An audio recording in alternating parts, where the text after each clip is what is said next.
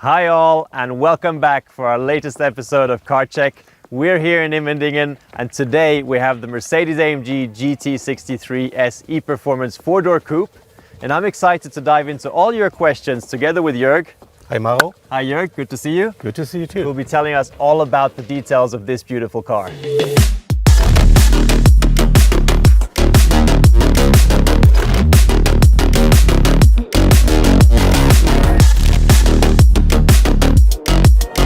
First thing I noticed is this beautiful color.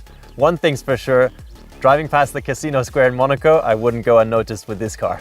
Yeah, this color is part of our individualization program. It's called Manufacture Copper Orange Magno, and from my perspective, it fits perfect to that sporty car. I couldn't agree more.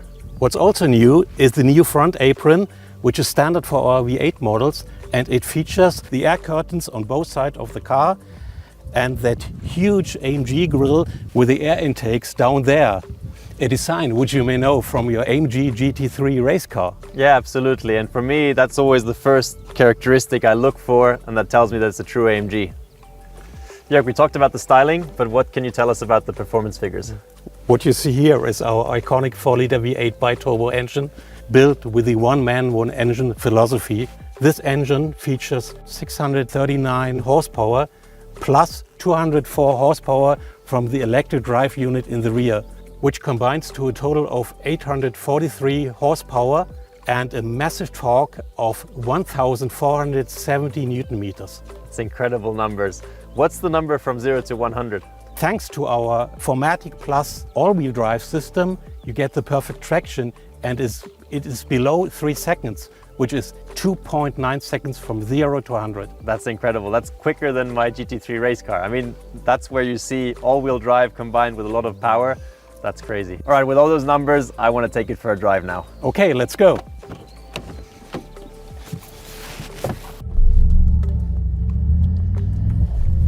In terms of driving dynamics, we do have the AMG Speed Shift MCT 9G transmission in the car, as well as the AMG Ride Control Plus suspension with adaptive damping. And you can experience it perfectly on the road. I'm experiencing it right now, I think. Yeah. When we are talking about dynamic driving, you may feel the active rear axle steering on the car.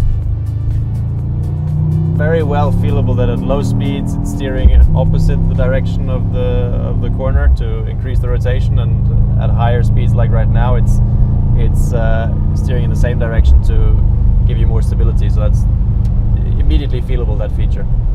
So as always, we asked you, the community, to send us in your questions, and the first question to you, Jörg, is from the community: what is your favorite drive mode for this car? So Mauro, my personal preference is the S mode. For me, it's a perfect combination between older usability and sporty driving. And if I am in the mood, I would switch on the exhaust system. But how about you? Well, first of all, I have to agree with you on the exhaust system and the engine. I always like to hear the engine. But then it just depends, I would say, on what kind of road conditions and where I am. Because for a mountain road, I would probably use S+.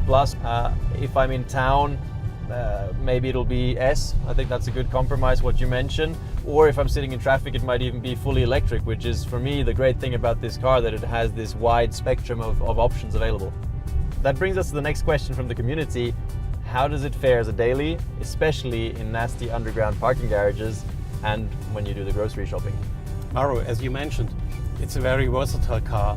And in regards to the parking garage, we do have the AMG Ride Control Plus suspension with hydraulic self-leveling. And even if the car is fully loaded, you have the complete ground clearance to drive in those garages. And in regards to the shopping, we do have a huge loading compartment in the rear. And if you are going to transport longer items, you do have the optional folding rear seat. And on weekends, Mario, you can experience on curvy, windy roads the full GT spirit of the car. All right, let's do just that. Yeah. Wow, it's really impressive. I mean, despite its weight, which is higher than average, we have to say that, it really hides the weight well, because feels really nimble, very precise, reacting very well, and you can feel the features you mentioned. So the AMG Ride Control Plus and the rear wheel steering. So now in this corner here, the stability is just really strong.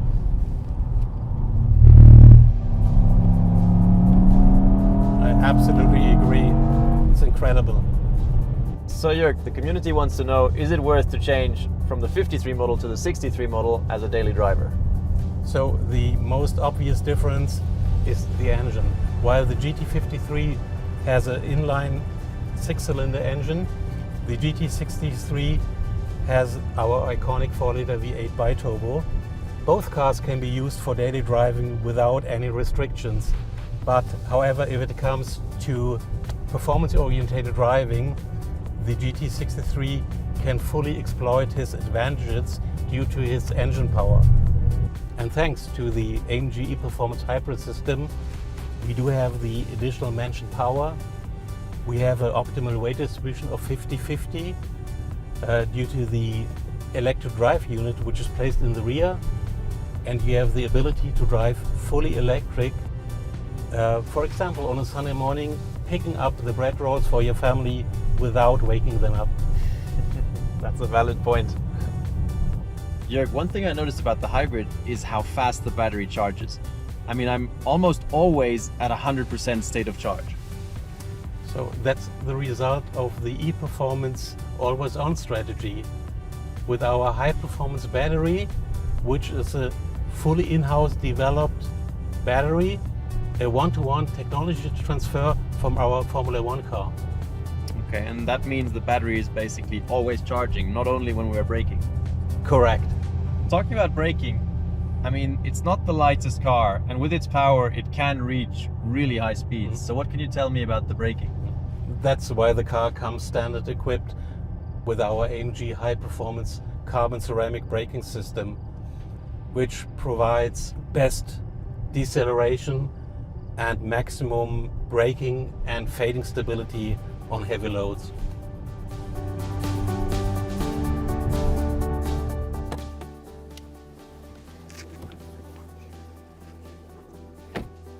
Jörg, thank you very much for all your insights and all your infos. You're welcome. See you next time. See you next time. All right, time for me to give my verdict on this car. Positives first, the acceleration. It's out of this world. You have to experience it to know what it means for a car to accelerate from 0 to 100 in under 3 seconds. It's very, very impressive. Puts a massive smile on your face. That paired with the sound, which, I mean, a V8 sound is something I love anyway, so for me, a massive plus. The versatile character of the car, again, a huge plus. For me, it's a great daily car for any situation. From going to the bakery to driving in country roads, which are a little bit tighter and twistier, so big spectrum of character for the car. In terms of weight, which maybe is a small minus, yes, it is a car that is above average on weight, but having said that, the cornering ability doesn't reflect the weight. It's very, very well engineered, very stable, not much body roll. The different solutions that Jörg explained to us contribute to that, so very impressive in the cornering ability. The braking, a big topic. Obviously that weight needs to be decelerated, especially when you're coming from high speeds with so much power. The carbon ceramic AMG high performance brake is definitely the brake you need and want on this car, so very good solution and decision there to have that as a standard equipped brake for this car, because you need it so that you can feel confident to slow that speed down. I would wish to have even more trunk space, but let's be honest, there's more than enough space in the trunk and in the car to go for a nice family trip with your kids, your wife, and lots of luggage. So I think overall, it's a great car. I have to be honest, my wife keeps telling me to get it as the next car, so I think she's right.